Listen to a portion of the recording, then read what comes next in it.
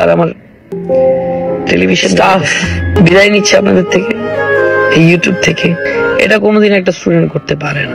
ভালো নয় জনপ্রিয় কন্টেন্ট ক্রিয়েটর তহিদ আফ্রিদি কেঁদে কেঁদে বলতে লাগলেন, আমার ইউটিউব চ্যানেল সবকিছু বাদ করে দিয়ে, বিজনেস সবকিছু ছেড়ে দিয়ে আমি দেশের বাইরে চলে যাব, আর দেশে আসবো না। আরো কেঁদে কেঁদে বলতে লাগলেন যে আপনারা অন্যায় করেছেন, এটা আপনাদের করা ঠিক হয়নি। একজন শিক্ষার্থীর এবং একজন ছাত্রের এটা করা কোনোদিনও ঠিক হয় না। এটা কোনোদিন একটা স্টুডেন্ট করতে পারে না। বাবা এত অর্জিত করেছে, এত সম্পদ, সবকিছু আপনারা নষ্ট করে দিলেন, চ্যানেল ভেঙে ফেললেন, 800 লোকের খাবার মুখ থেকে আপনারা তুলে নিলেন, আমার সবকিছু ধ্বংস করে দিল।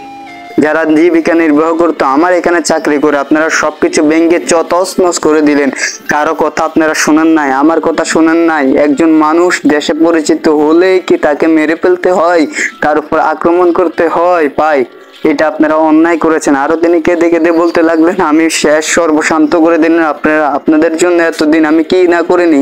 আমরা দেখেছি যে তহিদ আফ্রিদি জনগণের জন্য অনেক কিছু করেছে এবং অনেক দান করেছে জনগণের উদ্দেশ্যে, কিন্তু আজ এই পরিণতি আমরা মেনে নিতে যেন পাচ্ছি না।